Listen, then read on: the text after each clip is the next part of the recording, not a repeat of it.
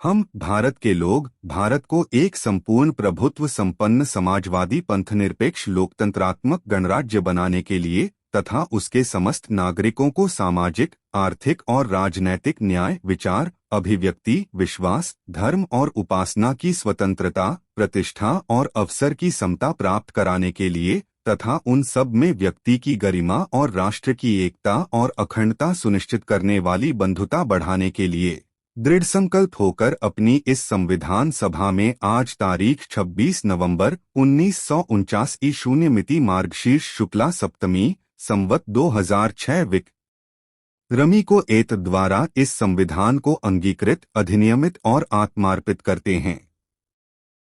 क्या इतिहास स्वयं को दोहराएगा?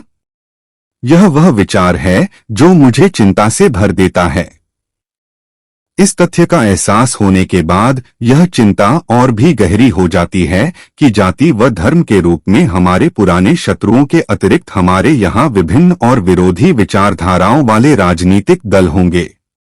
क्या भारतीय देश को अपने मताग्रहों से ऊपर रखेंगे या उन्हें देश से ऊपर समझेंगे? मैं नहीं जानता, परंतु यह तय है कि यदि पार्टियां अपने मताग्रहों को देश से ऊपर रखेंगे तो हमारी स्वतंत्रता संकट में पड़ जाएगी और संभवत वह हमेशा के लिए खो जाए। हम सबको दृढ़ संकल्प के साथ इस संभावना से बचना है। हमें अपने खून की आखिरी बूंद तक अपनी स्वतंत्रता की रक्षा करनी है। 26 जनवरी 1950 को भारत इस अर्थ में एक प्रजातांत्रिक देश बन जाएगा कि उस दिन से भारत में जनता की जनता द्वारा और जनता के लिए बनी एक सरकार होगी। यही विचार मेरे मन में आता है। उसके प्रजातांत्रिक संविधान का क्या होगा? क्या वह उसे बनाए रखेगा या उसे फिर से खो देगा? मेरे मन में आने वाला यह दूसरा विचार है और यह भी पहले विचार जितना ही चिंताजनक है। यह बात नहीं है कि भारत ने कभी प्रजातंत्र को जाना ही नहीं। एक समय था जब भारत गणतंत्रों से भरा हुआ था और जहां राजसत्ताएं थीं वहां भी या तो वे निर्वाचित थीं या सीमित। वे कभी भी निरंकुश नहीं थीं। यह बात नहीं है कि भारत संसदों या संसदीय क्रियाविधि से परिचित नहीं था। बौद्ध भिक्षु संघों के अध्ययन से यह पता चलता है कि न केवल संसदें, क्योंकि संघ संसद के सिवाय कुछ नहीं थी, बल्कि संघ संसदीय प्रक्रिया के उन सब नियमों को जानते और उनका पालन करते थे जो आधुनिक युग में सर्वविदित है। सदस्यों के बैठने की व्यवस्था, प्रस्ताव रखने, कोरम व्हिप, मतों की गिनती, मतपत्रों द्वारा वोटिंग, निंदा प्रस्ताव, नियमितीकरण आदि संबंधी नियम चलन में थे। यद्यपि संसदीय प्रक्रिया संबंधी ये नियम बुद्ध ने संघों की बैठकों पर लागू किए। चुनाव में महाविजय की स्थिति में दूसरी संभावना के यथार्थ बनने का खतरा अधिक है।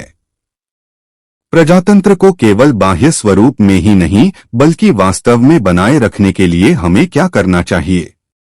मेरी समझ से हमें पहला काम यह करना चाहिए कि अपने सामाजिक और आर्थिक लक्ष्यों को प्राप्त करने के लिए निष्ठापूर्वक संवैधानिक उपायों का ही सहारा लेना चाहिए। इसका अर्थ है हमें क्रांति का खूनी रास्ता छोड़ना होगा। इसका अर्थ है कि हमें सविनय अवज्ञा आंदोलन, असहयोग और सत्याग्रह के तरीके छोड़ने होंगे। जब आर्थिक और सामाजिक लक्ष्यों को प्राप्त करने का कोई संवैधानिक उपाय न बचा हो तब असंवैधानिक उपाय उचित जान पड़ते हैं। परंतु जहां संवैधानिक उपाय खुले हों वहां इन असंवैधानिक उपायों का कोई औचित्य नहीं है। ये तरीके अराजकता के व्याकरण के सिवाय कुछ भी नहीं हैं और जितनी जल्दी इन्हें छोड़ दिया जाए हमारे लिए उतना ही अच्छा है।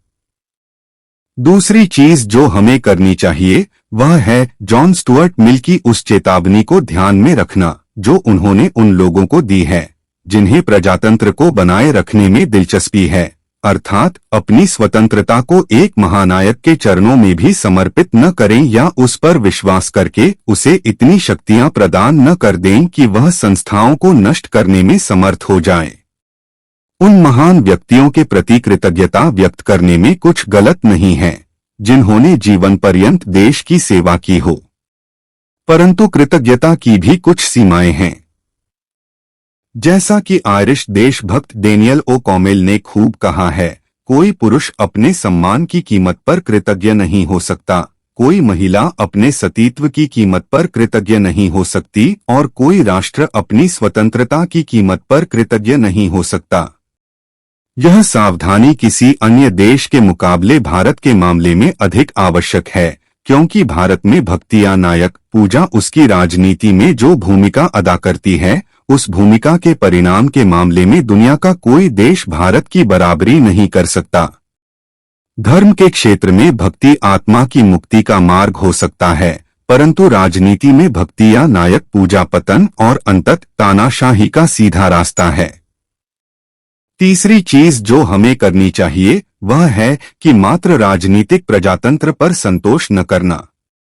हमें हमारे राजनीतिक प्रजातंत्र को एक सामाजिक प्रजातंत्र भी बनाना चाहिए। जब तक उसे सामाजिक प्रजातंत्र का आधार न मिले, राजनीतिक प्रजातंत्र चल नहीं सकता। सामाजिक प्रजातंत्र का अर्थ क्या है? वह एक ऐसी जीवन पद्धति है जो स्वतंत्रता, समानता और बंधुत्व को जीवन के सिद्धांतों के रूप में स्वीकार करती है। मैं यहाँ पर संविधान की अच्छाइयां गिनाने नहीं जाऊंगा, क्योंकि मुझे लगता है कि संविधान कितना भी अच्छा क्यों ना हो, वो अंततः बुरा साबित होगा अगर उसे इस्तेमाल में लाने वाले लोग बुरे होंगे। और संविधान कितना भी बुरा क्यों ना हो, वो अंततः अच्छा साबित होगा अगर उसे इस्तेमाल में लाने वाले लोग अच्छे हों। इसलिए जनता और उसके राजनीतिक दलों की भूमिका को संदर्भ में लाए बिना संविधान पर कोई भी निर्णय देना या कोई भी टिप्पणी करना मेरे विचार में व्यर्थ होगा। धन्यवाद।